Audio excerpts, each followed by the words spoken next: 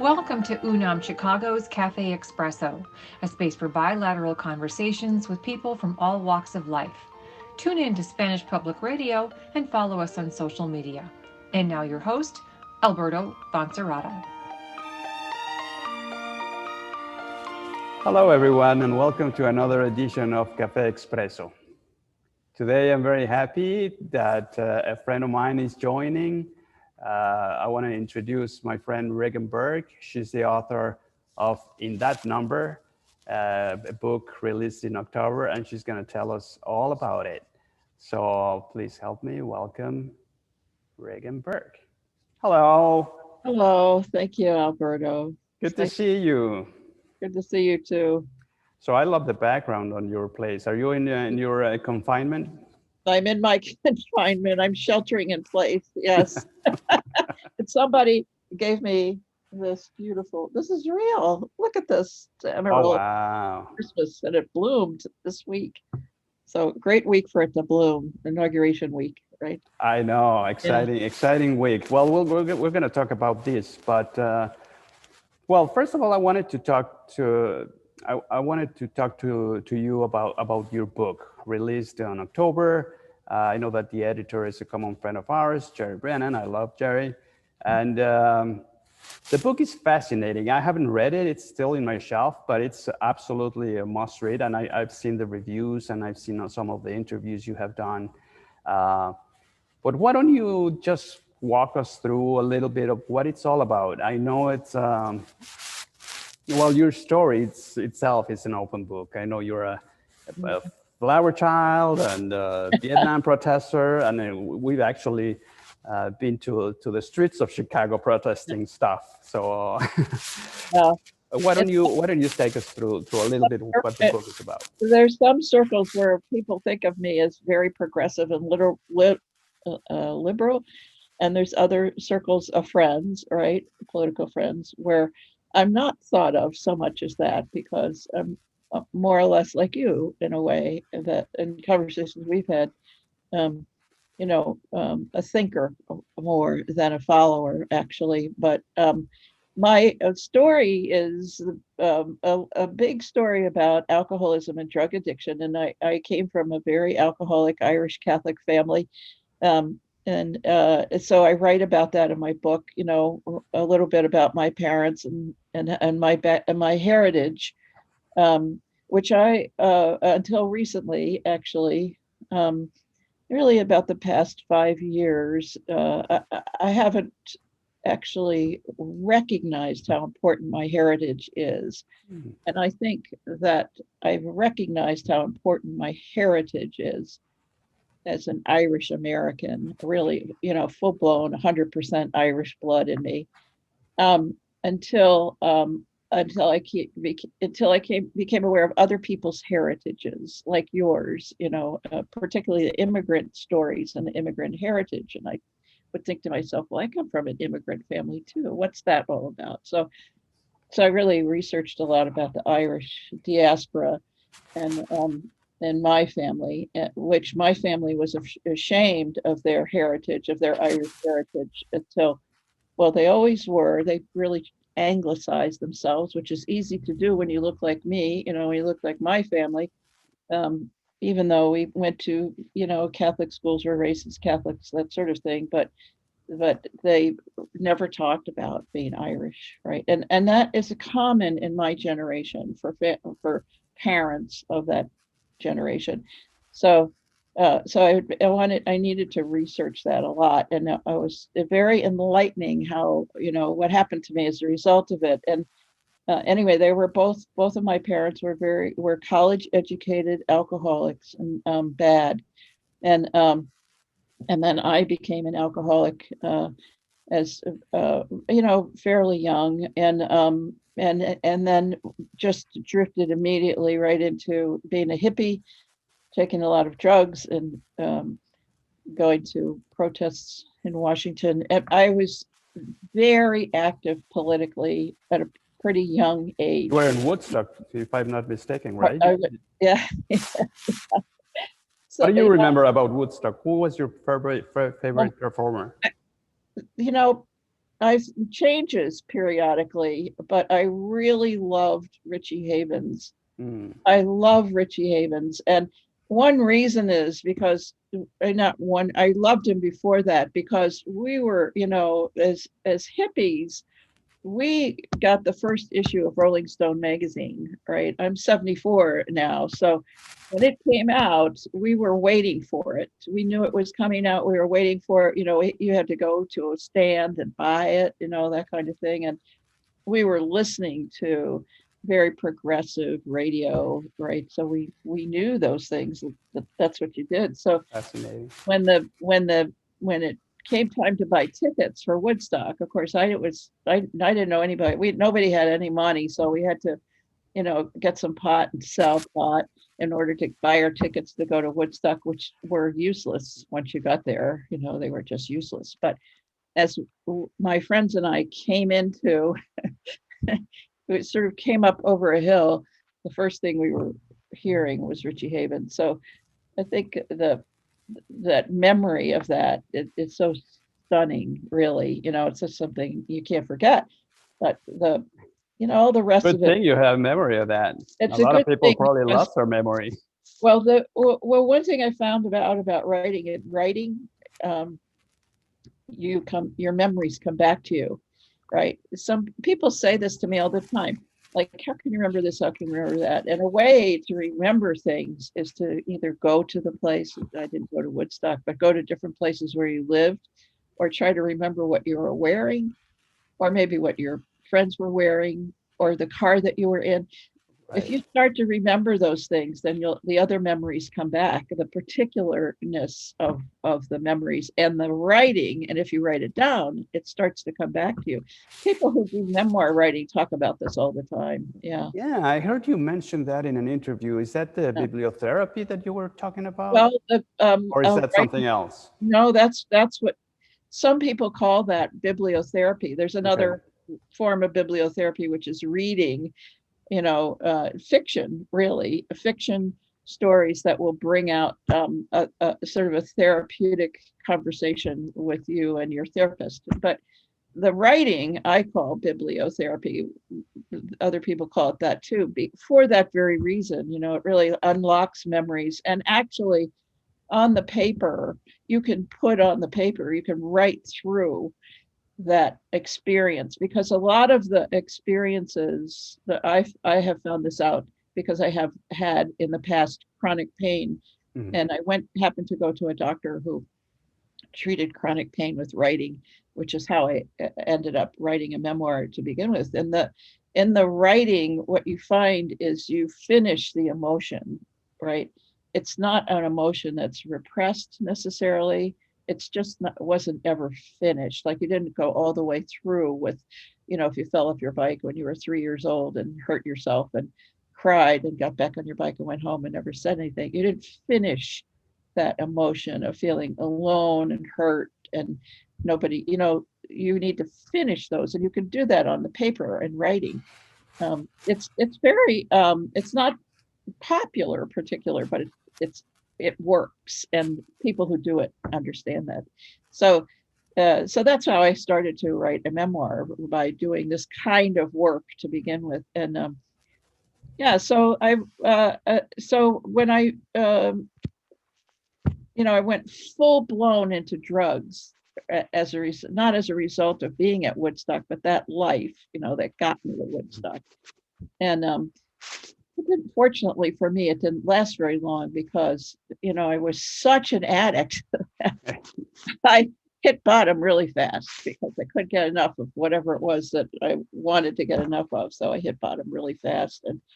And anyway, I like to tell that story because in the past, 10 years, certainly, when opioids have been such a problem. And I have talked to a number of parents who have had problems with children or have lost children to opioid addiction.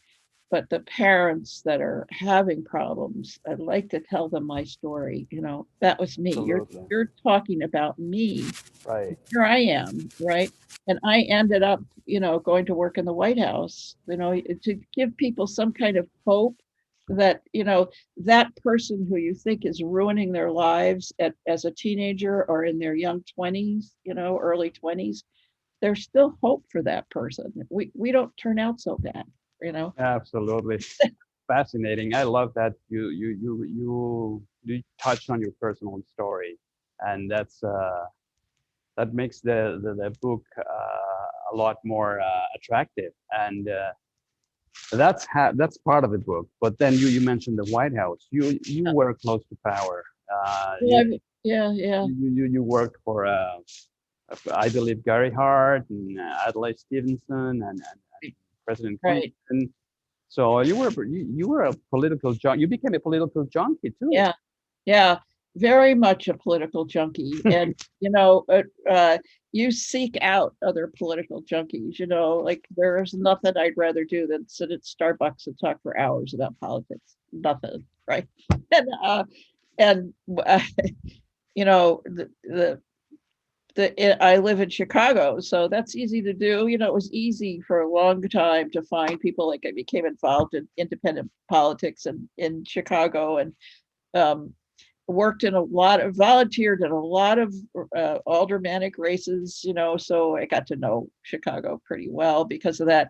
And that's how I got involved, really. I had regular jobs, and then I would volunteer on these political campaigns, and eventually I just stopped working really and just worked for peanuts on political campaigns until eventually I got hired to go down to Little Rock to work in Bill Clinton's first presidential campaign. And then I ended up going to Washington to work with Clinton. Yeah. So you work with him as in the scheduling or what? Yes. Okay. My job was the director of scheduling advance initially in the initial Clinton campaign. That was very difficult to do. Oh, yes, I know. I've been involved in campaigns, and I know exactly what you're talking about. Why don't you tell me a little? You have an anecdote there? I know that I remember you talking about one that I guess you took him, or you were exploring a place to take the candidate, and it ended up being a Hooters or something. I don't know.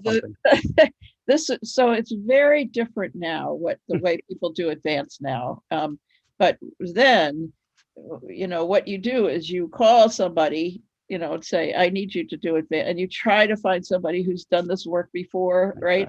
And so I've known people in campaigns, so I knew people. And you just like beg them to leave whatever it is they're doing and go to Orlando, Florida, and for a couple of days, right? And what they had to do was, rent cars, right, with money we barely had, and pick up the candidates and whoever's traveling with him at the airport and bring them to an event, right? Go through the event, raise the crowd ahead of time, go through the event, and take them back and do press availabilities or a press conference, whatever was going on. And with Bill Clinton, there was always something going on. So there's always, you either had to avoid the press or you had to have the press. So he was going to Orlando and I was the scheduler. So I assigned somebody to go down there, right?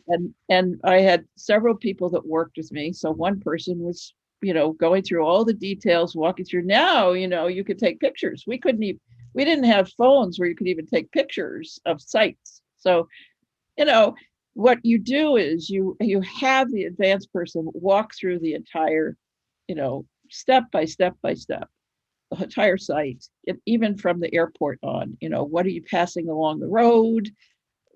Because Clinton also, if he saw something interesting along the side of the road, he'd want to stop, get an ice cream cone or something, or cheeseburger or something like that. Yeah.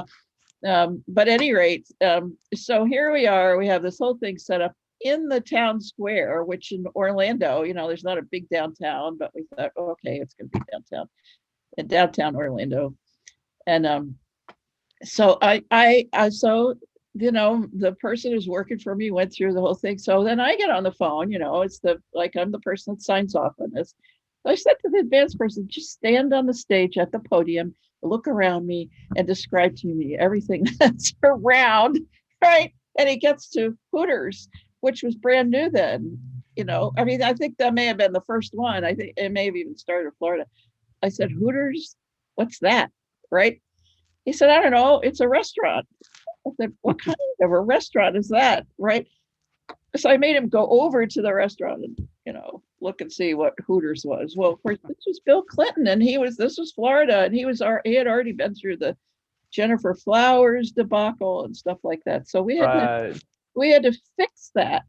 We had to move him to another site because of that, because he had press with him, Sure. and that would have been the story. That would have been the story. So and then now we're used to that kind of thing and used to those stories, and maybe we don't change a site because of those stories because people are used to it, but they weren't then, and it was I built know. right. The Yeah. things that happen, the things that happen behind curtains always amaze me, and I love these kinds of stories. I remember once when I had President Calderon visiting here in Chicago at the McCormick Center, and I got a call from Jesse Jackson, and he told me he wanted to meet with the president, and we already had it scheduled, so there was no time. And I remember I told, well, I don't want to put him on the spot here, but I told one of my superiors that, you know what, Jesse Jackson wants to see the president, and he was dismissing me. And Jesse Jackson, and he's pretty terrible, and he told me, I'm going. He wouldn't take a no for an answer, so he went to McCormick Center, and I had to sneak him in through the kitchen, and ended up having a little office somewhere. And so he met the president. I mean, but he was kind of like, oh, at the end, we everything was on the press and everything. It was fine, but it's one of those, like, you have to take a decision right away. Right. That's exactly right. Yeah.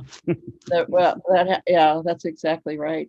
So I want to tell you about something that's not in the book, in my book, but I I know when I first met you, I told you this, that I had done it. I've been to Mexico City several times, which I love. I know you do. I just love it, and I'm sorry now. I hope I get there before the end of my days again.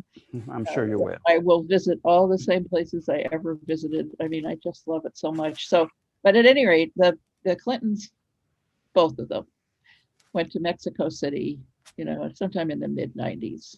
It was a big deal. I can't remember quite what the big deal was, but I had friends from Chicago, actually. Well, I have a friend in Chicago who's married to a woman from Mexico City, and they were still living in Mexico City, and I got her into a event. So my advanced job was with Hillary Clinton. So I got her into an event with Hillary Clinton, and when I see her to this day, she tells me about it. Oh, really? They live in Chicago. Yeah, Marta Berrigan, her name is. But anyway, so it was so difficult. This is something I probably never told you. So, but I told you, remember that we got to see Los Pinos, which yes, you told me exactly. The most beautiful place in the world, I think. It is. I mean, well, now you know that Los Pinos, it's a public, the president no longer lives in Los Pinos. Los Pinos, in this new administration, they opened it for the public to see. Oh, yes. So happy to hear that. I didn't know that. It's so beautiful. Not everybody's happy, but well, but yes, I think it's a beautiful place. I remember I was there when I was a child in the 70s. They took us from school for a little tour at Los Pinos. So I met the President Echeverria, who still happens to be alive. He's 99. He turned 99 this week, I think. Oh. Yeah. So I didn't know that you worked for Hillary Clinton too. Well, what happened in the Clinton White House is they had a group, a big group of people who would do advance, and you would either do him or her. So there was a Clinton's lead advance person was Rick Jaskulka. Do you know him? He's a Chicagoan, Rick Jaskulka. He's trained like all the advanced people in the world. But and I was the lead for Hillary. So and in Mexico, it's probably still this way. And this is true in other countries, like in Russia, this is true. In Russia, the advanced people are KGB. In Mexico, the advanced are military. Military, absolutely. Not anymore. Well, that's what they say, but Well, it is the advanced I people. mean, they kind of said it then too, but it was not true. I mean, if you weren't talking to your military counterpart, that you were, it was your whatever you're doing is useless, right? Right. So here's what. So the White House, well, Hillary really wanted to do this. So Hillary wanted to go to a poor section, a barrio Okay. in Mexico City, and talk about birth control. Hmm. Anyway, Wow. they did not want her to do that, but they didn't Hmm. tell me that, right? So it was so difficult because I would say the White House, so I'm meeting with so and so, and then I would tell, Mike, the lead advance person, I can't I'm not getting anywhere. And then he would have to intervene, and get the right person. I would get the right person, and the right person would kind of get up, but I don't speak Spanish. So, I had an interpreter. And so from our State Department would come, right? So that would sort of get up in the middle of the meeting and walk away and just walk away, really. They this wouldn't allow it. And when they wouldn't say they wouldn't allow it because that would have caused sort of a diplomatic kerfuffle. So I was in the middle of this and I kind of knew what was going on. I Hmm. finally called the first lady's office and I said, we just can't do this. We're in Mexico, right? This Catholic country. They don't want us to come down here and talk to poor women about birth control. We can't do it. Well, Wow. in the end, we did it. Okay. It We did happened. it. Okay.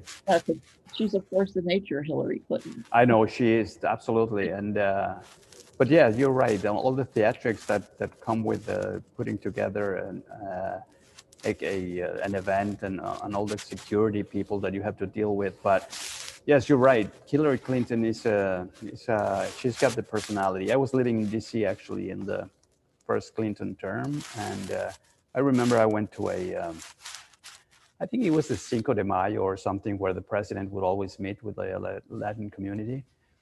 There were both of them there, and both of them addressed the audience. And when Hillary took the microphone, wow, Yeah. it's like Bill shrunk Yeah. because he had a personality. He great personality too, but she was, especially in that first term, I remember her.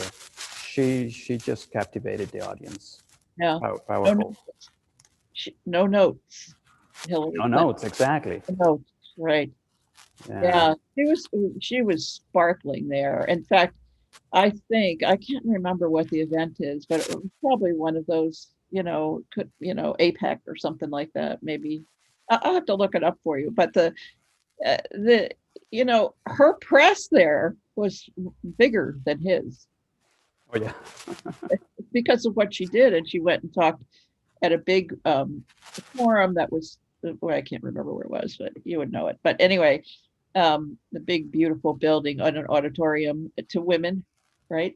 She was talking to Right. women in Mexico in the 90s. I mean, it's Wow. not that Mexico doesn't have a lot of strong women, because there certainly are there, and prominent. And Hmm. I mean, but her message was to women, Yeah. period. So Last time I saw her, it was when I was in Ottawa. That was just before the elections. I was in an event in a think tank, and actually, the current prime minister was there, Justin Trudeau, and we had an event with Hillary Clinton, and she kept the audience waiting for quite a bit. But when she was there, she was presenting her book actually, oh, which I read, and it was just yeah. an incredibly informed woman, and she captivated the audience too right away. Yeah. People did for that long. Even the prime minister was waiting probably like good 25 minutes. He wasn't the prime minister yet, but anyway, let's get back to the present a little bit. Uh-huh. I've been reading this book by Doris Kearns Goodwin on leadership. It's fascinating. It's an account of Lincoln and Theodore Roosevelt and Franklin Delano Roosevelt and Lyndon Johnson. So it's a very, very nice book. But with what's going on, what's your who do you like? What's your favorite president, first of all, in your lifetime? Jimmy Carter. Oh, I mean, really? no question, Jimmy Okay. Carter. Now, have you seen the CNN? No, I've seen the Rock and trailer, roll, but right? I really want to see it because I love rock and roll and I love Jimmy. Oh, well, you're going to love this. I I'm watched sure I will. it twice in a row. And when I was young, Jimmy Carter was running for president. And at the time that Jimmy Carter was running for president, I was in a born again Christian cult, believe it or not. So I did for about 4 or 5 years. And, it was one of the period of time when I first got sober, and I would have done anything to be different from what I was. So and Jimmy Carter announced he was running for president, and that he was a born again Christian, which I thought I really don't understand what I was doing, but and I wrote him a letter and told him I wanted to work for him. So I volunteered for him wherever it was that I was, and I just became so captivated by him always. And I just love him. I still love him to this day, and what he's done in his post-presidency is Oh, he's just epitomizes decency. He's just a wonderful guy. Right. And the work he does, I mean, he's still active building houses and things. It's just amazing. What a wonderful human being. I know. Now, what about today? What do you think? I mean, I don't want to talk too much about the past, what happened the last few weeks. I think. Oh no, I don't care. I think my mind is kind of like over that. Yeah, me too. Yeah, right. Yeah. We had enough. We had enough. But looking forward. My favorite thing that's going on is Pete Buttigieg as the Secretary of Transportation, and I watched his whole Senate hearing the other day, and I love him to begin with. I mean, I supported him, and when he ran for president, but it's just I love him, and I'm so happy that Biden put him in that position, because all the money, Biden has this huge economic plan that's all part of the COVID relief. Then there's the economic plan and putting people to work in jobs. We're going to have, aren't you convinced it's going to be like it's going to be a daunting task, but I totally agree with Pete Buttigieg there. I met him when he was mayor of South Bend, because I was living here in Chicago, and we went to with the consul general, we went together to meet him at Notre Dame University, and such an incredible guy. I mean, he's just so knowledgeable too. And yeah, I cannot vote because I'm not a citizen here, but he probably would have been my guy. Yeah. Well, this putting people to work, all that money, all that legislation, it's going to come through the Department of Transportation. Right. Heat is going to be out in the country. Absolutely. Looking at broken down bridges, like those senators that were on that committee the other day asked them, even the Republicans, can you come and look at this, right? So he's going to be building a base out there, right? Oh, absolutely. And all the money that's going to go through the Department of Transportation, he's going to be cutting ribbons and all that stuff. I mean, he is going to be really out there, out front, as a sterling spokesperson for the administration. I believe this is coming with him. And, they already at the end of the campaign were putting him on Fox News because he can really, really outdance anybody. And one reason for that, as you know, is because he speaks from the heart. Absolutely. Absolutely. And the entire team looks like America. It actually does. There's a lot of people, familiar faces there, and you can see that there's experience. And basically, there's decency back to the White House. I mean, Joe Biden, say whatever you want. If you're left or right, whatever. The guy is a decent human being too, and he's got experience. And I'm sure he's gonna. I have high hopes for him, and I do too. I mean, did you hear though? The other night there was before the inauguration, there was a press briefing, and somebody reported on it on Brian Williams, I think last night, that there were all these reporters on this press briefing, and one reporter asked him a question, and Joe Biden's answer was, "You guys think that I don't know what I'm doing? I've been doing this all my life, right? I know what I'm doing." Right. Absolutely. It's got like what, 36 years in the Senate or something. Well, almost like, who do you think you're talking to? I've been doing this my whole life, I know what I'm doing, and he does. So, and all those people, I mean, he's hired people that are, as you say, some of them who are people that actually hit the ground running. They're people Right. who do things. It was Right. very emotional to see him cry when he left Delaware, Yeah. when he was headed to and that just made me happy to see a president being human again, a Yeah. human being, just being vulnerable, So, and it was just great. Now, what are your thoughts about the whole inauguration thing? Was well, there a special act that you liked? I was going into that day thinking, I wish they wouldn't be outside. I wish they Mm, would just go inside with a couple of people, get sworn in, and go to work. That's what I was thinking, right. because it everything is so serious. I Mm, mean, there's so much serious oh, work to be yes, done. I would absolutely. just wish that they would do that. That's what I was saying to myself. Mm, But that day, so here's what that day did for me. Somebody who would be, somebody in some cog, organizing something for that day, right? In another time, I would have been doing that. It was so organized. That's what at first, I mean, that's to me, it's so professional, so organized, and so beautiful it and was. inspiring, everything about it.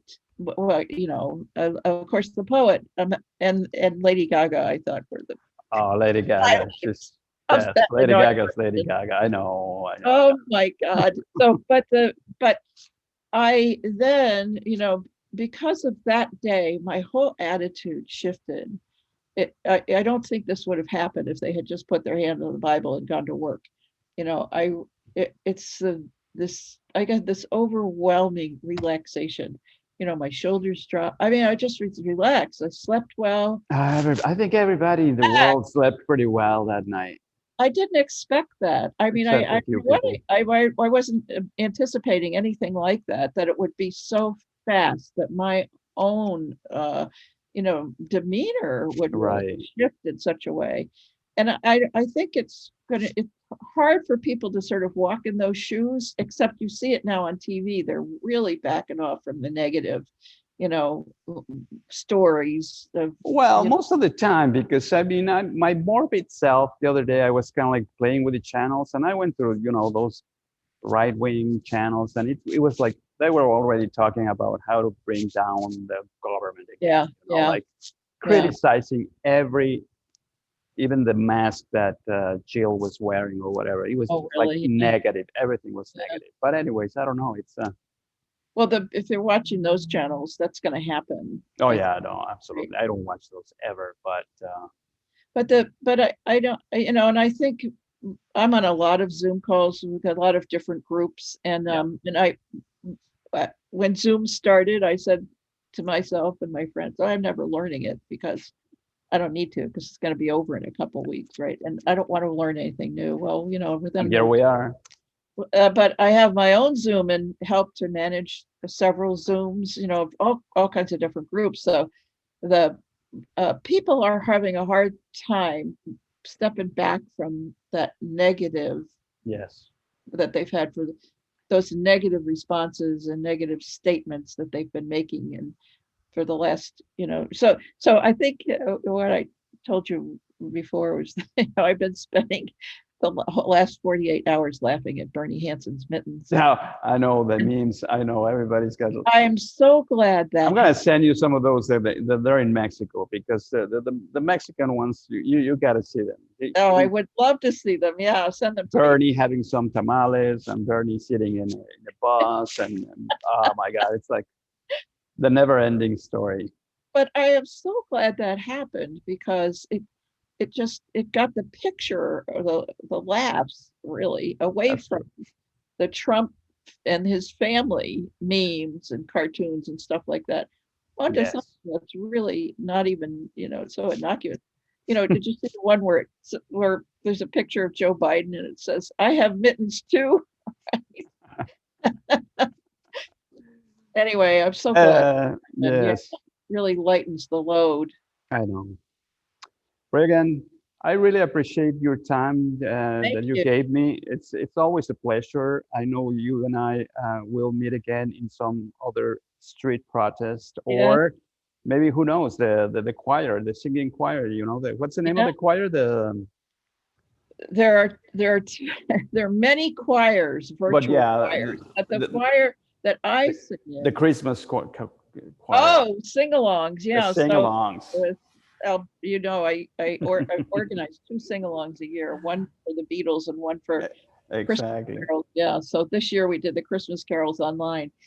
Um, anyway, Well, Regan, I'm hoping in July we'll be able to sing the Beatles I hope outside. so too. I hope so too. And I want to thank you again for your time. Please stay safe, Thank you. It's and really a we'll be pleasure. talking again. Yeah, it's my pleasure. I hope so. All right. Well, that is it for us. Thank you. Thank you.